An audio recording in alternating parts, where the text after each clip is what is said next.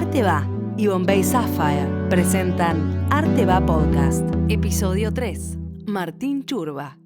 Bueno, Martín, primero y antes que nada, gracias, y segundo, directo al grano, y aprovechando esta coyuntura tan particular, tan única, tan inesperada, digna probablemente del más malo de los guionistas, o no, depende, quería preguntarte cómo te llevas con las crisis. Buen día, Esteban, buenas tardes, buenas noches. Me llevo bien con las crisis porque tengo como un instinto de supervivencia muy ejercitado. Es como si cuando no pasa nada, yo estoy como si algo estuviera pasando, así que no soy un tipo muy calmo, soy bastante exaltado. Y entonces es como si hubiera desarrollado una especie de expertise sobre como las crisis, ¿no? Vos pensás que también crisis tiene una relación tal vez un poco oscura en el sentido de que no muy visible con la creación. La crisis y la creatividad son casi como una especie de tándem. Sí, cree. Hay como una hermandad en el cri-cre, en la creación y la crisis. Que no es que me gusten las crisis en el sentido de que las espero, que las busco, sino que cuando llegan me encuentran en estado, ¿viste? Entonces de repente yo durante todo este último tiempo, como pensé mucho acerca del subsistir, por distintas razones que me pasaron en la vida, pensé mucho sobre el tema del subsistir. Como el subsistir quiere decir como qué es lo esencial y en dónde estoy como parado frente a lo que necesito como esencial para vivir, sea el alimento, sea la guita, sea el arte, sea el amor, cómo es la economía de lo que necesito y cómo lo cuido y como que venía pensando en eso. Entonces, hoy que todo tiene como sobreprecio, en mí tiene como una tranquilidad de que no me estoy enfrentando con los fantasmas hoy. Me fui enfrentando con el tiempo, ¿viste? De a poco. Ya que hablas de la gente, hablabas de la ola de gente, ¿no? Y del miedo que puede provocar esa masa ingente de gente, y después ¿cómo relacionás la palabra lo social con lo económico hoy en día y después de ya unos buenos años de trayectoria? Primero, como que relacionaría lo social con lo creativo, porque creo que es desde donde yo me meto en lo social. Hace unos años, a través de actores sociales muy importantes como Inés Sanguinetti, por ejemplo, una coreógrafa bailarina que trabaja en villas hace 30 años. Hace unos años se inauguró en el Fondo Nacional de las Artes un área que la inauguró Inés, que decía acerca del arte y la transformación social. En aquel momento nos contacta también Luis Moreno Campo, que fue el fiscal como que defendía a las víctimas o contra los acusados de... Sí, en el juicio a las juntas. A las juntas. Bueno, él se contacta con nosotros, con la oficina que teníamos con Jessica, ahí en Paternal, y nos dice que él quería como contarle a los chicos de comunidades en donde había una alta tasa de suicidio infantil, en la Patagonia, quería contarles como como contagiar un poco este entusiasmo creativo. Entonces ellos me enseñaron de alguna manera que no solamente se comparte el contenido, sino que se comparte también la energía con la que ese contenido sucede. Entonces ellos me pedían eso, que yo hablara de lo mío, pero que lo que me iban a estar sintiendo los chicos iba a ser ese amor que yo tenía por hacer lo que yo hago. En ese momento me di cuenta que esto, que la creatividad es capaz de transformar no solo la materia, no solo el mundo material, sino que también transforma el espíritu. Martín, y de ese jovencito del que hablás, pasaron más de 20 años a hoy, ¿qué aprendiste desde el punto de vista del impacto social, digamos, al margen de la fuerza psicomágica que estabas contando, del poder del entusiasmo? Seguiste vinculado con un montón de actores sociales, colaboraste con muchísimas fundaciones, y ¿qué fue lo que más aprendiste en este tiempo? Yo creo que aprendo todo el tiempo ese poder de la creatividad que me parece como impresionante, porque como que siempre defendí la creatividad como un gran valor, pero digamos, vivir la creatividad o cómo la aplico en la vida, obviamente que cada vez que sucede algún, como decís vos, acto psicomágico en relación con esto, obviamente que me impacta, me sorprende para bien. Y en general lo que sucede es que cuando vos te pones a pensar en las distintas situaciones como sociales o no sé, es como si fuese un ejercicio lúdico, a la vez económico-matemático y a la vez psicomágico, en el sentido de que puede darte resultados sorprendentes. Pero si vos te enfrentás a un determinado como conflicto, Ajá. y vos te dedicás durante un momento a observarla, vas a encontrar como un sinnúmero de velaciones, de mensajes que esa misma organización que estás mirando no sabe de sí misma. La capacidad de generar oportunidades se vuelve un ejercicio muy fructífero, porque vos enseguida vas a encontrar los recursos disponibles que tal vez están al lado y no están siendo tenidos en cuenta. Y a eso digamos, ese es mi trabajo de llevar lo creativo a lo social. Es que yo creo que no pienso como en diseñar una relación, sino que pienso en conocer una situación y a esa situación darle como una nueva mirada. El año pasado, hasta fin de año, fui a trabajar en un taller de los curavilleros, ¿viste? El padre Pepe. Y había un taller textil, y en ese taller yo me sumo a enseñar termoestampación, ¿no? Porque ellos tenían un equipo de termoestampación, una plancha.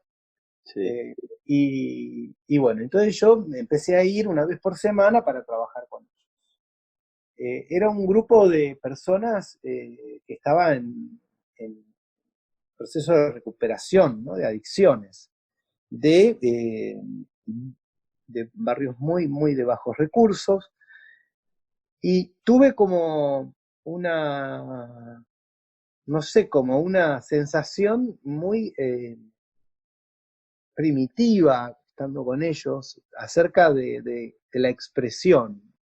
Sentía que como que éramos como niños en jardín de infantes, y que esa era nuestra capacidad artística en ese momento. Y entonces, lo que les pedí en ese momento, como que fue nuestro primer encuentro, fue que trabajaran sobre una pequeña porción de tela. En realidad no les dije cuán pequeña, pero que escribieran el nombre de ellos, de cada uno, o cómo querían ser llamados, en una etiqueta que se pudieran poner para que nos conozcamos los nombres. Éramos muy pocos en ese momento, éramos 6 nada más. Y fue muy curioso, porque la idea nuestra era como que a través de la gestión de esa etiqueta, ellos iban a tener que recortar otros pedacitos de tela con las letras, iban a pasar por la máquina de coser, y ahí Nina les iba a enseñar a pespuntear la letra, y después iban a venir a la termoestampadora y con la plancha íbamos a poner un color y un metalizado en el nombre para que brillara.